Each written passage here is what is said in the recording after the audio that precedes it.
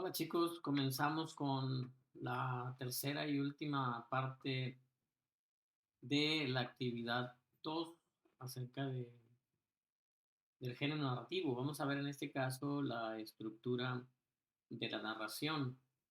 Ya vimos en las dos primeras partes los subgéneros menores, los subgéneros mayores. Ahora vamos a meternos un poco más, pero en la parte interna de una narración. La estructura de la narración la entendemos como, digo, haciendo una comparación, como pudiera ser la estructura de una casa, lo que es la obra negra o los cimientos, los castillos, las dalas, o si lo comparamos con el cuerpo, estaríamos hablando de los huesos. Los huesos son una estructura que sostiene pues todos los músculos, los órganos, todo lo que hay en nuestro cuerpo, además de lo que tenemos como los huesos en la estructura. Eso es lo que llamamos una estructura. En el caso de la estructura de narración, pues tiene un esqueleto o tiene unos pilares o tiene unos huesos, por así decirlo, que sostienen o que arman una narración. Eso es lo que estaríamos viendo en este punto. Entonces, recuerden que sigue siendo la actividad 2, o sea, no cambiamos todavía de actividad, pero que se ha prolongado porque es un poco larga. Entonces, voy a compartirles aquí a la vista lo que es el archivo de las instrucciones, donde viene toda la actividad. Aquí está el título, estructura de la narración, y es lo que hay que poner en el cuaderno. Aquí arriba de estructura de la narración no ponemos actividad 2 porque la actividad 2 comenzó con los géneros menores. Y luego, pues ya saben que lo que está en rojo, pues no se copia, solamente lo que está en negro. La estructura de la que hablamos, pues tiene varios elementos o varios pilares o varios huesos, como le quieran llamar, pero imaginen que esto es la parte dura, la parte esquelética de un texto, de una narración, y es lo que le da solidez a la narración. Esos son los elementos que tenemos aquí. Se nos señala que veamos la página 94 del libro de texto, porque ahí se definen estos elementos. Aquí están. En este párrafo que tenemos aquí, vienen de manera muy sintetizada lo que es cada uno de estos elementos de la estructura de la narración. Tenemos en primer lugar el narrador, que es el que cuenta la historia.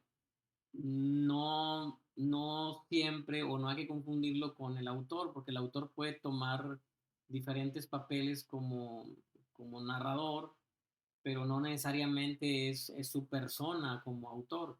O sea, puede ser un narrador ficticio que no sea el autor. Por eso el narrador, pues consiste, además de que es una parte importante de la narración, pues también se convierte en un personaje distinto, aunque no esté dentro de la obra. Puede ser un personaje sin estar en la obra, sin ser algo más o alguien más que está ahí en la narración. Entonces, el narrador, pero sin confundirlo con el autor.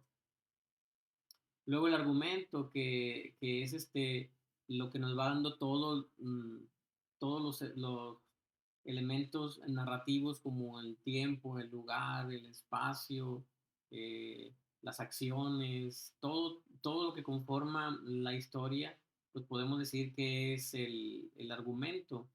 Y pues generalmente lo tenemos en una forma resumida porque luego se va desarrollando a lo largo de toda una obra.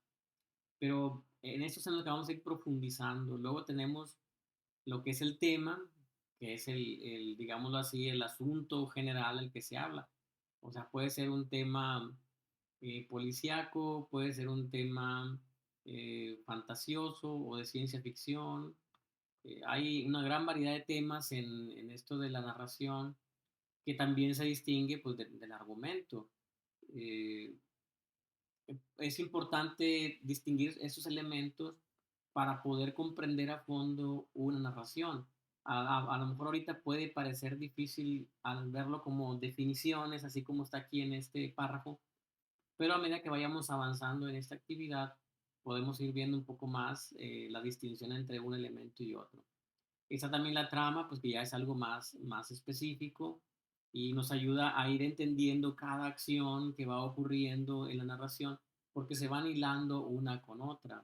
O sea, una acción se enlaza con otra acción y luego esa misma se enlaza con otra acción y se van enlazando acciones y acciones que conforman toda la trama.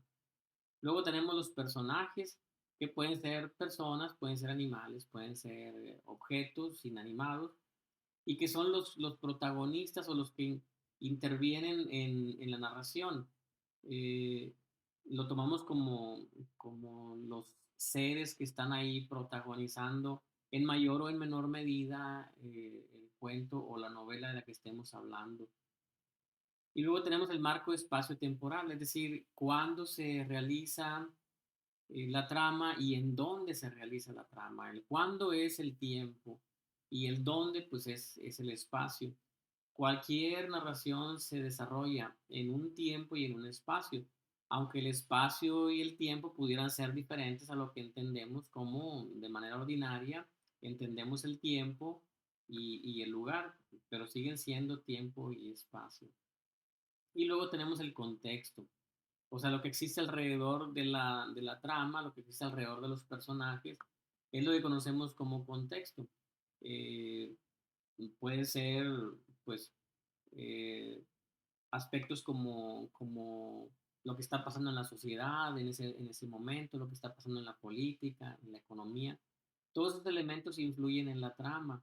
No solamente influye lo que tiene en mente el autor que está escribiendo la obra, sino que lo que ocurre alrededor de él en su contexto también influye en lo que está narrando. No es lo mismo considerar una obra que se escribió hace 2000 años, 3000 años, a una que ocurrió en la Edad Media u otra que ocurre en el siglo XX o en el siglo XXI. Son diferentes porque están contextualizadas, es decir, la sociedad de hace 3000 años no es la misma que la sociedad que tenemos en el siglo decimocuarto, en el siglo decimotercero, o en el siglo XX o en el siglo XXI es diferente. Igual la política y la economía son diferentes en todo ese tiempo. Entonces, lo que ocurre alrededor de la obra, alrededor del autor, es importante considerarla para entender de qué se trata una obra, una novela o un cuento. Bien, esto es lo que van a trabajar aquí. Van a definir de acuerdo a lo que lean ahí en su texto. Puede ser definido literalmente, o sea, copiar lo que encuentran ahí. Se trata de tener estos elementos bien definidos. Así que eso es lo que haríamos en este punto. Luego, vamos a la página 98 de nuestro texto. Aquí estamos en la página 94, entonces vamos a avanzar a la 98, que es esta. Aquí está. Y en este punto tenemos al narrador y los tipos de narrador. Eso es lo que haríamos aquí en esta parte de la actividad. Responde a la pregunta ¿qué es el narrador? Pero aquí les voy a pedir con sus propias palabras. O sea, explica qué es el narrador, pero explícalo con tus propias palabras. Y luego nos dice, copia el esquema tipos de narrador que está en la página 103. Entonces tenemos que brincar de aquí a tipos de... Aquí vienen de lo que estamos hablando, ¿verdad? Pero hay que ir a la página 103 para trabajar con el esquema que está aquí y completarlo. Fíjense, la actividad dice, escribe el siguiente cuadro sinóptico. Este es un cuadro sinóptico, aunque no tiene llaves, ¿verdad? Pero por la estructura, por la forma, es un cuadro sinóptico. Las características más significativas de cada tipo de narrador. O sea, aquí mismo lo vas a encontrar en el libro, ¿verdad? No, no tienes que ir a consultar a otro lado. Solamente es cuestión de ir leyendo las páginas y vas a encontrar qué es el autor autodiegético, qué es el autor intradiegético, qué es el autor extradiegético y el metadiegético. como quiera, lo vamos a repasar un poco. Entonces, aquí copiamos el esquema y lo rellenamos. Luego nos dice, analiza el cuadro de la página 99. Aquí vienen tres tipos de narrador. Vamos a la página 99, nos regresamos a la página 99, que es esta. Fíjense bien, aquí en este cuadro están tres tipos de narrador que vamos a analizar em, en el cuadro sinóptico. Vienen aquí algunos ejemplos y por acá también está el narrador metadiegético. Entonces aquí en esta parte vienen las explicaciones de qué se trata cada uno. Por ejemplo, el autodiegético es el narrador. Recuerden que el narrador es el que está contando la historia, no es el autor. El autor pudiera ser el narrador, pero no necesariamente es el narrador. Entonces, el narrador puede ser autodiegético. ¿Qué significa eso? Que el narrador está contando su propia historia. O sea, él está contando lo que le pasó. Y claro, involucra a otros personajes, ¿verdad? Si es una novela, pues involucra a muchos personajes, con diferente trama cada personaje. Y si es un cuento, pues involucra a pocos personajes. Pero él cuenta la historia, él está contando lo que le pasó, lo que le pasa en esa narración. Ese es el autor autodiegético. Normalmente es en primera persona, o sea, lo dice como si él lo estuviera contando. Y además se muestra dentro de una historia, por lo menos en lo que estamos leyendo, se muestra como si no conociera todo lo que está pasando. A lo mejor sí lo conoce porque ya lo vivió, ¿verdad? Pero en el momento en que lo está contando, se muestra como que no conoce todo lo que va a ocurrir, así que puede llegar a un punto en el que se sorprenda de lo que ocurra, pero porque esa es la forma en que tomó su papel de narrador. Luego tenemos el narrador intradiegético, que también cuenta la historia situándose dentro de lo que está pasando, pero ya no como el personaje principal, o sea, no está contando su historia, sino que está contando la historia de lo que está pasando, pero como si fuera un testigo, o sea, alguien que anda por ahí, o como un personaje secundario que no tiene mucha relevancia en el corazón de la historia. Es decir, lo está viendo de cerca o de lejos, pero no es él el protagonista de la historia. Y luego tenemos el tercero, que es el extra diegético. Bueno, no sé aquí, déjenme ver si, bueno, ya conté ahí creo que todo eso. Puede ser en primera persona, en segunda persona o en tercera persona, el intradiegético. Luego tenemos el extradiegético, que este sí es totalmente ajeno a la historia. El narrador extradiegético no está en la historia, ni cerca ni lejos, ni mucho menos es el protagonista. Está viendo la historia de una manera, digámoslo así, supratemporal o fuera del espacio en el que está ocurriendo. Y normalmente se narra en tercera persona. Y es lo que conocemos como narrador omnisciente porque como está viendo la historia de lejos, él no está en la historia, pero domina todo el panorama de la historia, entonces decimos que es un narrador omnisciente. Eso quiere decir que sabe todo lo que está ocurriendo, sabe lo que están pensando los personajes, sabe lo que va a ocurrir en el futuro, sabe todo lo que ocurrió en el pasado. Ese es el extra diegético. Entonces, fíjense, aquí ya hay tres, nada más busquen el meta diegético, léanlo, analícenlo y traten de entenderlo y explicarlo. Entonces, este cuadro de la página 99 nos dice aquí, analiza el cuadro de la página 99. Vienen ejemplos de los tres primeros tipos de narrador. Y luego con eso, con ese análisis hay que practicar. O sea, después de haber llenado el esquema de la página 103, hacemos este análisis y luego ahora vamos a practicar. Nos dice aquí, lo que vas a hacer es practicar con ellos. Recuerda algún hecho importante de tu vida, que puede ser tu primer día de clase, un hecho importante para ti, ¿verdad? A lo mejor para los que leemos tu historia o los que nos enteramos de tu historia, pudiera ser que no sea tan importante, pero aquí se trata de que sea importante para ti. Y vienen algunos ejemplos. O sea, puedes narrar tu primer día de clase, alguna travesura que hayas hecho tú o con tus amigos o con tus compañeros, una situación difícil que puede ser triste, muy dolorosa, cualquier situación que quieras, pero lo que vas a hacer es adaptarla a los tres tipos de narración. Escoge una para los tres tipos de narración. No vayas a escoger una situación para el autodiegético, una situación para el intradiegético y otra situación para el extradiegético. No, no escojas una para cada uno. ¿Por qué razón? Porque se trata de que veas las diferencias, como es acá en el libro. Mira aquí, en el libro viene una misma historia, pero contada desde tres narraciones diferentes. Esto que ves aquí es la misma historia, pero fíjate, en la primera dice cuando yo salgo de mi casa, porque soy el que está contando la historia, estoy contando mi historia. La segunda es con segunda persona, porque está viendo de cerca o de lejos la situación que está ocurriendo cuando tú sales de tu casa. Y en la tercera, que es el extradiegético o también omnipresente, la cuenta en tercera persona y dice cuando él sale de su casa, porque ya la está viendo de lejos, pero fuera del tiempo y fuera del espacio de donde está ocurriendo la situación.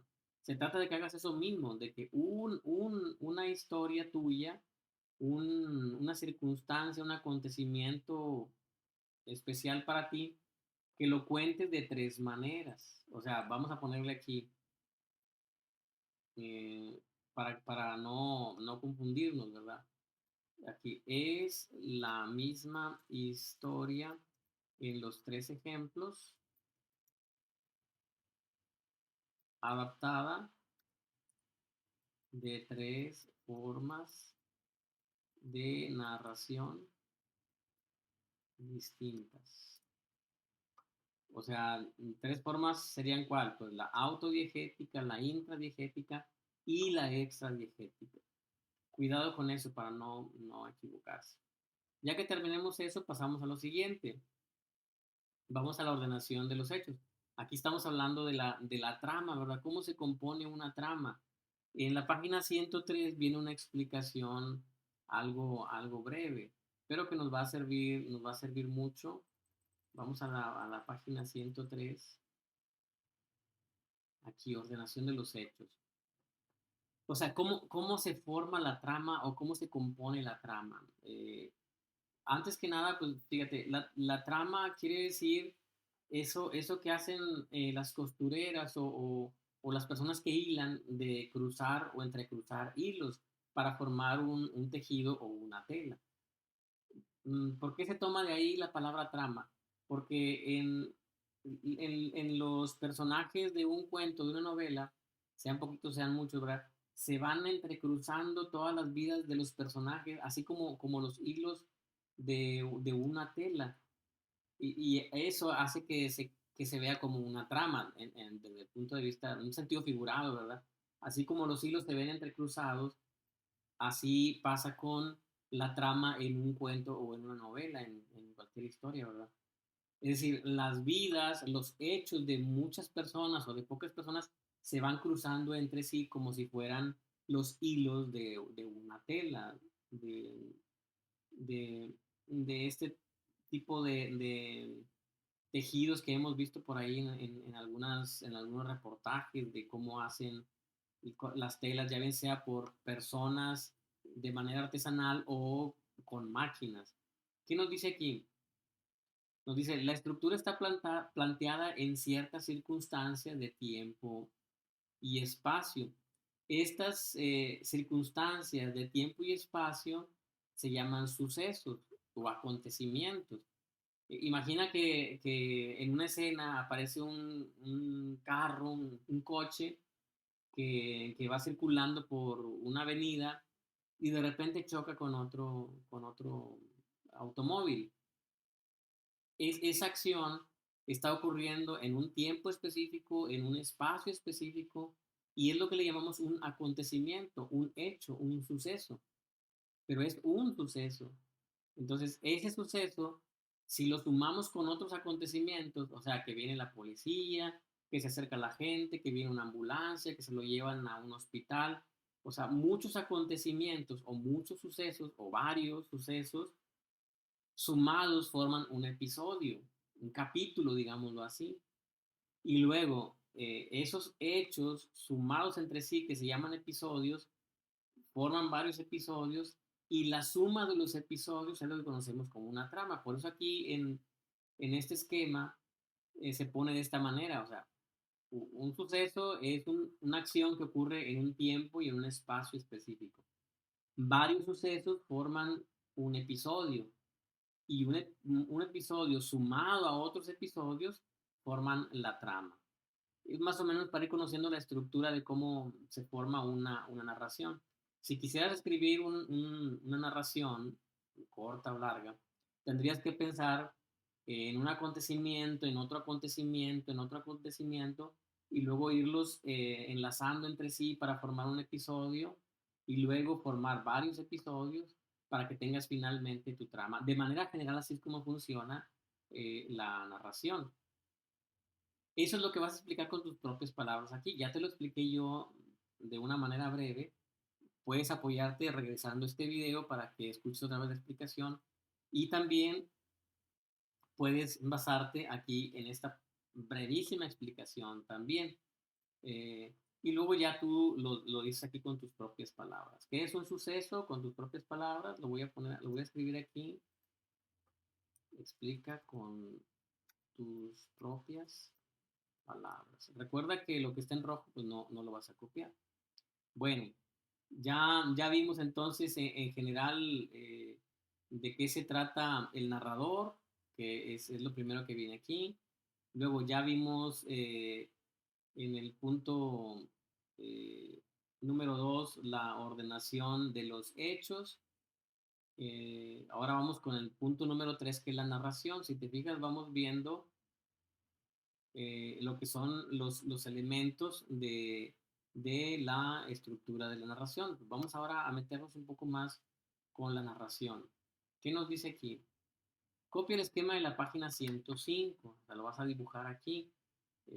Vamos a la página 105, estamos en la 103, entonces nada más nos movemos un poco y se trata de este esquema, perdón.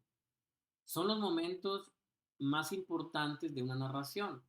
Eh, no quiere decir que sean todos, pero eh, lo que quiere simbolizar aquí es esto, es la estructura básica, como si fueran los huesos descarnados, así como si fuera un esqueleto, y son cuatro momentos muy importantes.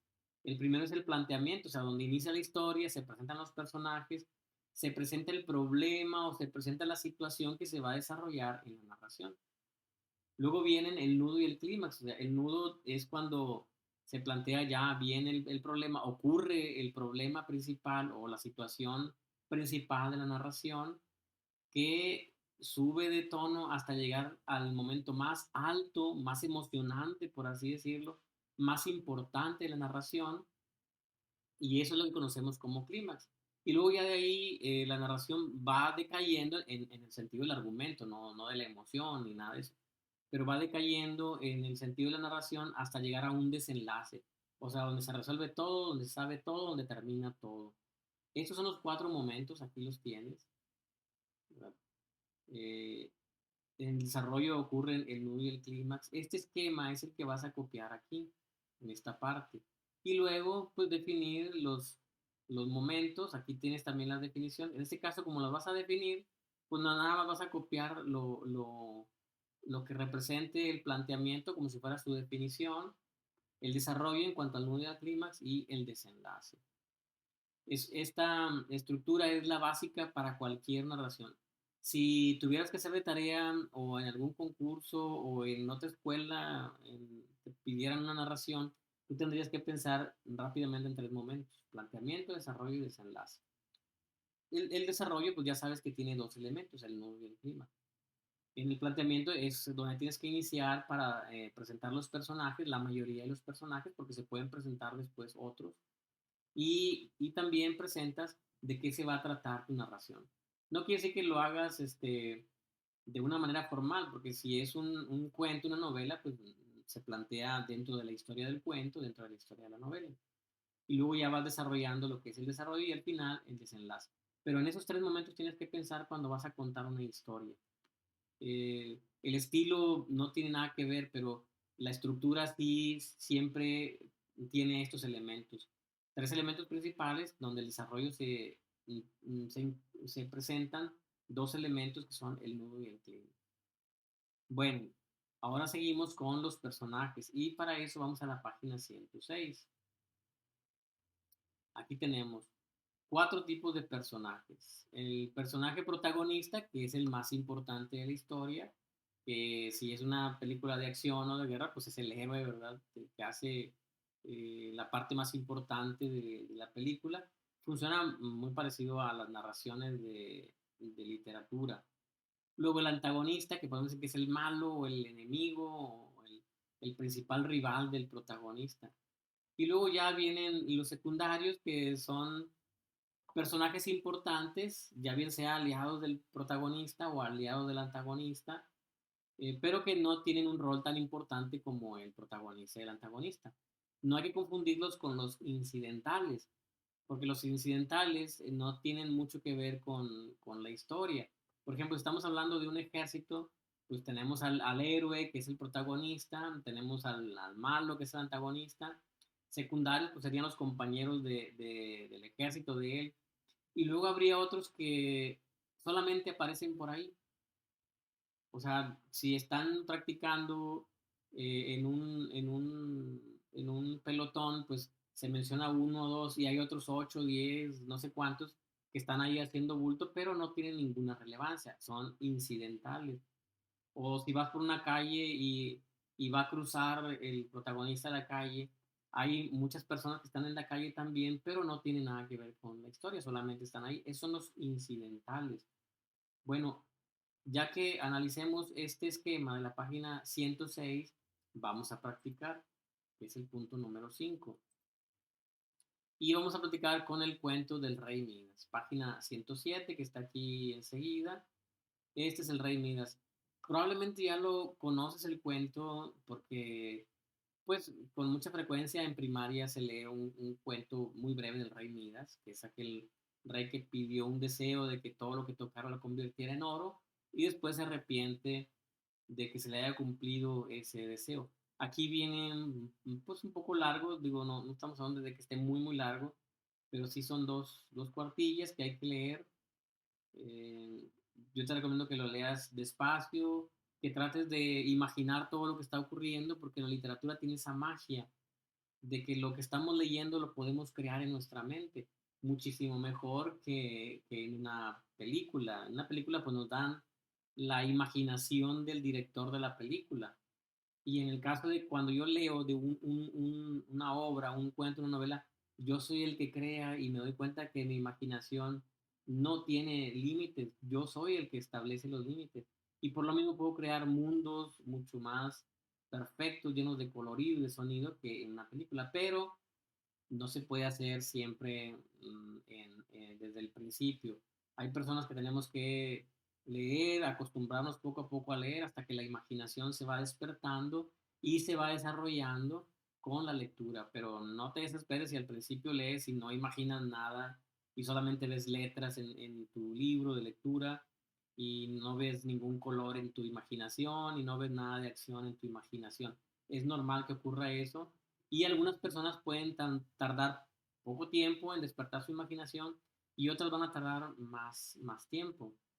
¿Qué vamos a hacer con esta lectura del cuento del Rey Midas? Bueno, la instrucción nos dice, con todo lo que repasaste en las actividades, o sea, con todo lo anterior de la actividad 2, copia y completa la tabla de, bueno, aquí de la página 109 de tu libro de texto. Si es necesario, repasa todo lo anterior, o sea, toda la actividad 2 por completo. Vamos a la página 109. Perdón, aquí le falta un acento. Ahí está. Vamos a la página 109. Este esquema es el que vas a desarrollar. Así como está, lo copias en tu cuaderno. No lo copies primero y luego lo llenes, no. Haz la primera fila y luego copias para que vayas dibujando las líneas de acuerdo a la extensión de lo que vas escribiendo, porque si lo dibujas primero, a lo mejor no te va a caber lo que quieres escribir. Pues primero, descripción del contexto. ¿Qué ocurre alrededor de esta historia? Busca, investiga qué es lo que ocurre en torno al cuento del rey Midas. Luego, describe el marco espacio-temporal, o sea, más o menos en qué tiempo está ubicada esta historia, en dónde está ubicada la historia, en un palacio, en la Edad Media, en un castillo, en la época moderna, ¿cuándo ocurre, dónde ocurre esta historia del rey Midas? Luego, ¿qué tipo de narrador es? O sea, ¿la está contando el protagonista de la historia? ¿O le está contando un personaje de la historia? ¿O le está contando a alguien que no está en la historia y que está viendo todo fuera del tiempo y fuera del espacio de la obra? Te dejo el metadiegético para que lo investigues y sepas de qué se trata. Luego, aquí analiza y escribe quién es el protagonista, quién es el antagonista, si lo hay, cuántos personajes secundarios, o a lo mejor no hay personajes secundarios, investigalos, debe haber, ¿verdad? Porque está ahí una hija y un gato. Y luego los incidentales, hay por ahí algunos personajes que no se nombran, pero que podemos entender que están, o que se nombran, pero no tienen importancia en la historia. Y luego vamos con la trama. ¿Cuál es el planteamiento? ¿De qué se trata la obra? ¿Cuál es la parte principal de este cuento y cómo llega a su punto más alto? ¿Cuál es el clímax de la historia? Y luego cómo termina la historia. Esto es lo que vas a analizar con esa tabla.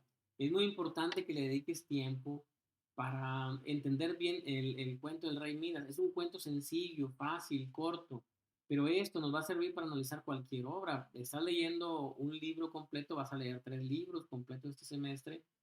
Eso es lo que deberíamos hacer con cada libro. Claro que con la práctica lo podemos hacer sin escribir.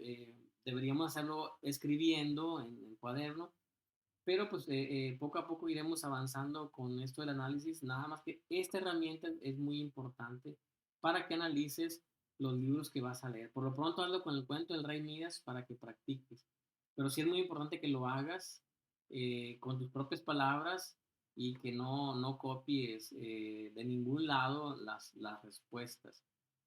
Luego, ya que terminamos de analizar el cuento del Rey Midas, vamos a practicar con otro cuento, La noche que lo dejaron solo. Este cuento está medio raro porque forma parte de una obra completa. En esa obra completa tiene muchas narraciones. Bueno, esta es una narración de esa obra completa que se llama La noche que lo dejaron solo. Pertenece a una obra que se llama El llanto en llamas de Juan Rulfo. Ojalá y pudieras leer todo el libro completo de Llanto en Llamas. Está en internet, hay páginas que lo tienen ahí, no vas a batallar en encontrarlo. Y si lo lees, pues qué bueno para que estés en contexto, porque este es nada más una escena, digamos, de toda la obra. Pero bueno, vamos a leer en la página 110 a la 113. Nos vamos a la página.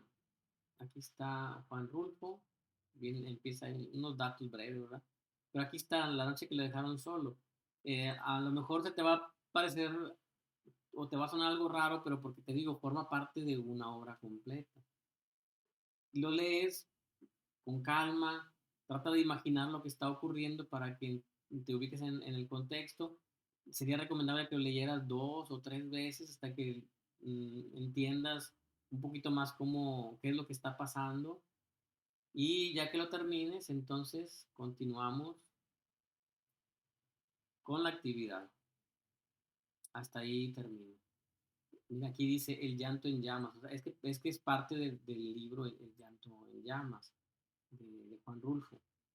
Luego aquí vamos a trabajar con las páginas 114 y de la página 114 a 115, que es lo mismo que hicimos con el Rey Midas. Mira, aquí está. Es para practicar la estructura de la narración. Hay que darle mucha importancia a la estructura de la narración porque es lo que nos ayuda a meternos en cualquier obra y a entender una obra, sea un cuento, sea una fábula, una leyenda, una odisea, lo que sea, nos ayuda a entender qué es lo que está pasando, pero a mayor profundidad.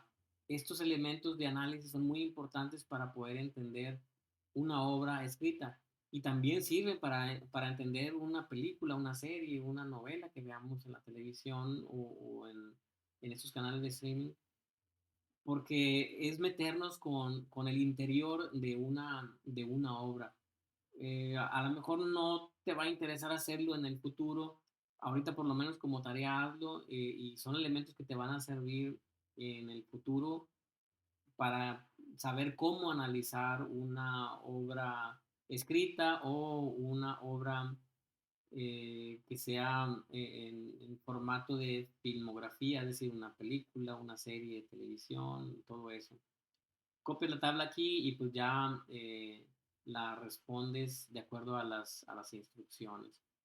Pues bien, esa es la actividad de, de esta tercera parte, la estructura de narración. Recuerda que estamos hablando del esqueleto o del soporte que tiene una narración y es muy importante porque no solamente debemos ver la parte exterior, que es toda la escritura, sino también meternos a fondo para poder comprender una obra y sacarle todo el provecho. Pues bueno, esa sería ya el final de nuestra actividad número 2. Está algo larga, pero vale la pena sentarse y hacerla muy bien. Analicen lo que hay que hacer y cualquier pregunta, ya saben, en el salón de clase, ahí les reviso y les contesto las preguntas de manera personal, de manera individual, para que sigamos avanzando en esto. Bueno, chicos, nos vemos en clase. Hasta luego.